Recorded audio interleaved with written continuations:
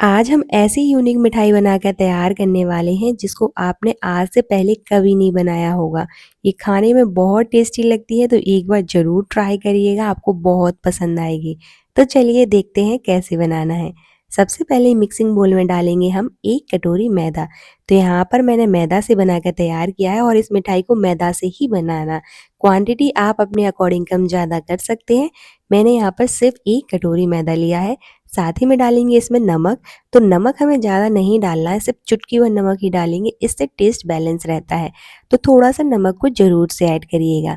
अब डालेंगे इसमें 1 चम्मच हम देसी घी और साथ ही में डालेंगे हम 2 चम्मच रिफाइंड ऑयल। तो घी और ऑयल दोनों चीज़ें हमें डालनी है, 1 चम्मच घी डालना है और 2 चम्मच रिफाइंड ऑयल डालना है।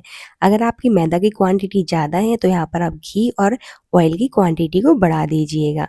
आप चाहें तो यहाँ पर घी से भी बना सकते हैं इसको सिर्फ, या फिर सिर्फ ऑयल डालकर भी इसको बनाकर तैयार कर सकते हैं।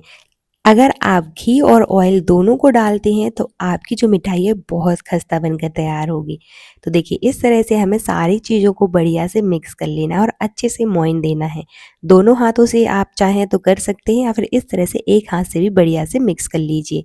तो इस तरह से हम होल्ड करके देखेंगे और इस तरह से अगर ये होल्ड हो रहा है तो समझ जाइए कि जो मोइन है बिल्कुल परफेक्ट है। तो मोइन हमें परफेक्ट ही देना है और अगर होल्ड नहीं हो रहा है तो इसमें आप थोड़ा-सा ऑयल डाल सकते हैं या फिर घी डाल सकते हैं। तो चलिए हमारा मोइन बिल्कुल परफेक्ट है। अब इसमें ऐड करेंगे हम पानी। तो पानी हमें नॉर्मल ही यूज़ करना है, गर्म पानी का यूज़ नहीं करना है। तो इस तरह से थोड़ा-थोड़ा करके डालते जाएँगे, एक साथ नहीं डालेंगे, थोड़ा-थोड़ा करके डालते जाएँगे जितनी हमें ज़रूरत पड़ेगी। इस तरह से हमें बढ़िया से सेमी सॉफ्ट डो लगाकर तैयार कर लेना है। यकीन करिए अगर आपने एक बार इस मिठाई को बना लिया ना तो आप हर बार इसको बनाओगे, कोई भी फेस्टिवल हो या फिर आपके घर में कोई मेहमान आ रहे हैं तब भी आप इनको बनाकर खिला सकते हैं, वो आपकी तारीफ़ करते नहीं रुकेंगे, इतनी टेस्टी लगती है। तो यहाँ पर इस तरह से बढ़िया से हमें डो लगा लेना है। उससे पहले अगर आप मेरे चैनल पर नए हैं तो चैनल को सब्सक्राइब और वीडियो को लाइक करना ना भूलें और ज़्यादा से ज़्यादा शेयर करें। और मुझे कमेंट सेक्शन में ज़रूर बताएं कि आप ये वीडियो कहाँ से देख रहे हैं ताकि मैं आपका थैंक्स कर सकूं। तो यहाँ पर आप देख सकते हैं कि मैंने बढ़िया से डो लगाकर तैयार कर लिया है और सेमी सॉफ्ट डो लगाकर ही तैयार करना है। मतलब ज़्यादा सॉफ्ट नहीं लगाएंगे, नहीं तो जब हम मिठाई बनाएंगे तो हमें प्रॉब्लम होगी बनाने में। तो इस तरह से बढ़िया से सेमी सॉफ्ट डो लगाकर ही तैयार करिएगा। ईज़िली इस तरह से डो लग जाएगा। तो यहाँ पर आप देख सकते हैं इसी तरह से आप भी डो लगा लीजिए, कितना सॉफ्ट लगाकर तैयार किया है। अब इसको हम रेस्ट पर रखेंगे तो कम से कम हमें 5 से 10 मिनट के लिए इसको रेस्ट पर रखना है। तो चलिए इसको ढक देते हैं और इसको रेस्ट पर छोड़ देते हैं, तब तक हम आगे की तैयारी कर लेते हैं। तो यहाँ पर कोई भी पैन ले लेंगे, कोई भी बर्तन ले लीजिए, उसमें डालेंगे चीनी। तो मैंने यहाँ पर आधी कटोरी चीनी ली है और आधी कटोरी ही पानी डाला है। तो यहाँ पर हमें ज़्यादा चीनी की ज़रूरत नहीं पड़ेगी इस मिठाई को बनाने के लिए। जितनी आप चीनी ले रहे हैं उसका आधा ही हमें क्या करना है, पानी लेना है। आप चाहें तो यहाँ पर इलायची को भी डाल सकते हैं क्रश करके, या फिर इलायची का पाउडर डाल सकते हैं अगर आपको इलायची का फ्लेवर पसंद है, या फिर आप यहाँ पर रोज़ वाटर को भी डाल सकते हैं या केवड़ा एसेंस, जो भी आपको पसंद है फ्लेवर आप इसमें ऐड कर सकते हैं। तो बस इस तरह से हमें डिज़ोल्व कर लेना है चीनी। जैसे डिज़ोल्व हो जाएगी तो 1 मिनट के लिए पकाएंगे और इस तरह से एक चिपचिपी चाशनी बनाकर तैयार कर लेंगे। यहाँ पर हमें एक तार वाली चाशनी नहीं बनानी है। अब चाशनी को हम साइड में रखेंगे। यहाँ पर अब जो हमने डो रखा था लगाकर, इस तरह से उसके पेड़े बनाएंगे। तो देखिए इस तरह से बनाओगे ना तो इजीली अच्छे से पेड़े बन जाएंगे। अब जो हम पेड़े बनाकर तैयार करेंगे उनका साइज जो है हमें सेम ही रखना है। डो में जितने भी पेड़े बनेंगे सारे पेड़ों का साइज जो है हमें सेम ही रखना है। और यहाँ पर जो रोटी रहती है उससे थोड़ा छोटा, पूरी से थोड़ा बड़ा हम जो है पेड़ा बनाकर तैयार करेंगे। तो देखिए इस तरह से हमें बढ़िया से पेड़े बनाकर अब डालेंगे हम कॉर्नफ्लावर। तो यहाँ पर आप मैदा का भी यूज़ कर सकते हैं अगर आपके पास कॉर्नफ्लावर नहीं है, और अगर कॉर्नफ्लावर है तो कॉर्नफ्लावर डस्ट करके इस तरह से उसको बेलिएगा। एक बार इस तरह से मिठाई बनाइए, हर स्टेप को फॉलो करिए तो एक बार में परफेक्ट बनकर तैयार हो जाएगी और बहुत टेस्टी बनकर तैयार होगी। तो यहाँ पर मैंने कॉर्नफ्लावर को डस्ट करके इस तरह से रोटी बनाकर तैयार कर ली है। अब जो हम रोटी बनाकर तैयार करेंगे वो एक ही साइज़ की बनाकर तैयार करेंगे। सबसे पहले सारे पेड़ों की रोटी बना लेंगे। अब हम एक रोटी के ऊपर थोड़ा-सा कॉर्नफ्लावर डस्ट करेंगे, उसके बाद दूसरी रोटी रखेंगे, उसके बाद दूसरी रोटी पे भी हम कॉर्नफ्लावर डस्ट करेंगे, कॉर्नफ्लावर ही डस्ट करिएगा। यहाँ पर स्लरी वगैरह हमें यूज़ नहीं करना है, स्लरी का बिल्कुल यूज़ नहीं करेंगे, सिर्फ कॉर्नफ्लावर डस्ट करेंगे और एक के ऊपर एक इस तरह से रोटी रखते जाएंगे और लेयरिंग करते जाना है। जितने भी आपके पेड़े आपने रोटी बनाकर तैयार करी थी एक साथ सारी रख दीजिए और हाथ की मदद से इस तरह से प्रेस कर दीजिए और बेलन को हल्के हाथों से चलाइएगा, ज़्यादा टाइट हाथों से मत चलाइएगा और इस तरह से बेल लीजिए। जितना बड़ा हो सके उसको उतना बेल लीजिए।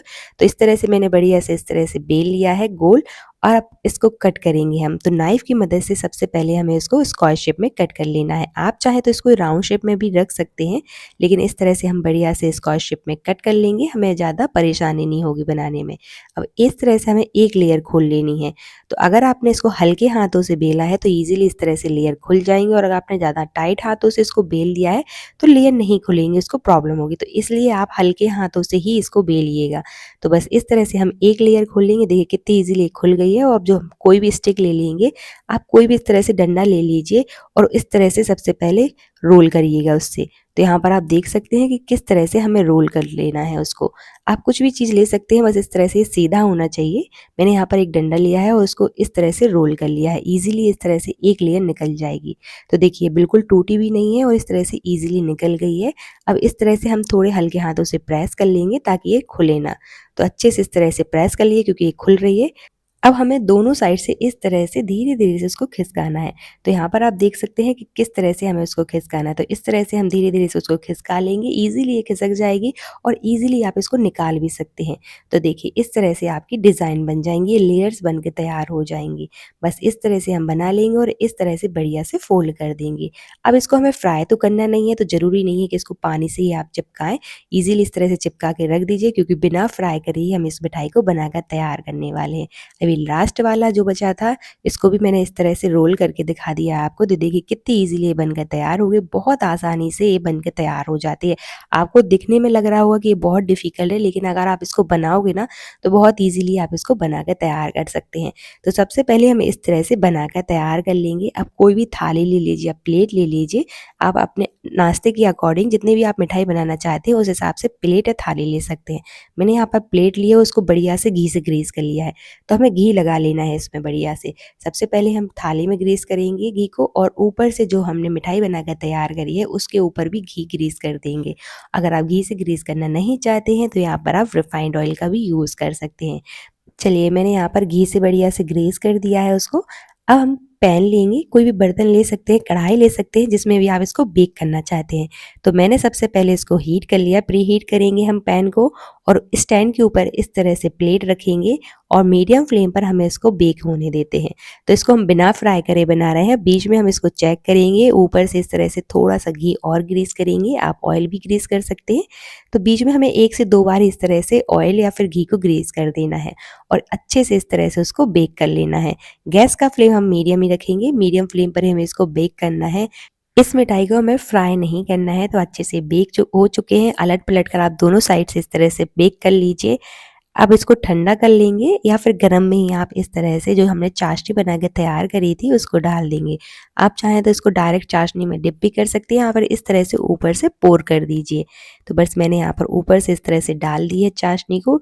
जितना आप चाहें उस हिसाब से चाशनी डाल सकते हैं, कम ज़्यादा कर सकते हैं।